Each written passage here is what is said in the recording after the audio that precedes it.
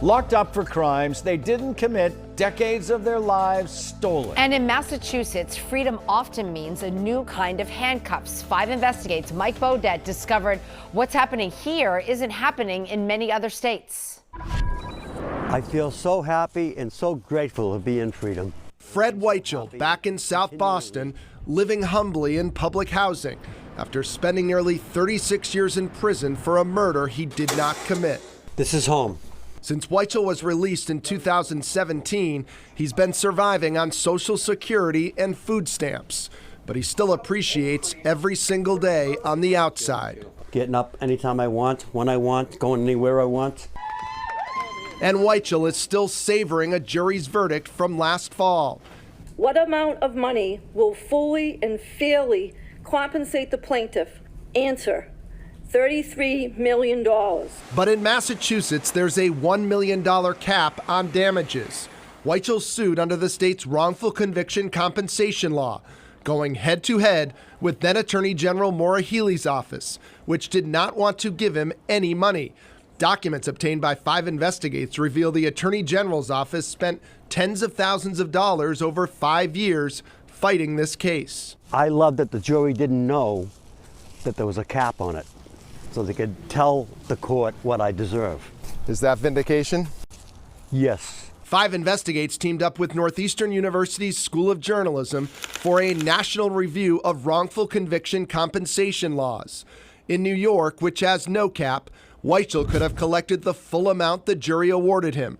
In Washington, D.C., Weichel would have been eligible to receive $7.2 million. In Nevada, $3.6 million. And in Texas, nearly $2.9 million. We haven't led the way. State Senator Patricia Jalen has filed a bill that would lift the $1 million cap.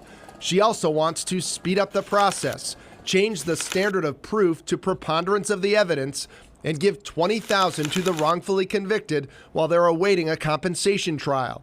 Records show since 2004, the Attorney General's office has settled fewer than half the wrongful conviction claims filed against the state. The Attorney General's office seems to fight these all the time. Why do you think that is? They think it's their job to defend the Commonwealth. What do you think their job should be? I think they have to defend the Commonwealth, but they should also be seeking justice. Attorney General Andrea Joy Campbell, who was sworn in January, seems to agree. Is it too difficult for the wrongfully convicted to get compensated in this state? Well, it's definitely a process, of course, the office is reviewing right now. We do think the process should not be difficult. She says her office is looking at reforming the current system. Do you think the $1 million cap should be lifted altogether?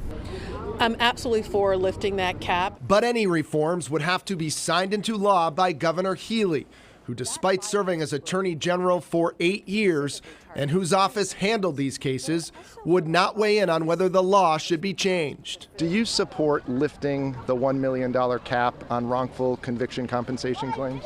I have to take a look at that. Do you regret fighting Fred Weichel's claim? No, I think that our teams did what they were required to do under the law, and ultimately it was for the court to decide. The jury sent a loud and clear message that they disagreed. And that's the beauty of our legal system. That's the way it's supposed to work. But Fred Weichel says the legal system isn't working for the wrongfully convicted. Somebody does 35 years in prison and they're going to get $1 million for something they didn't do? After our interview, a spokesperson for the governor sent a statement saying Healey supports finding ways to make the system easier, but still would not weigh in on whether the cap should be lifted.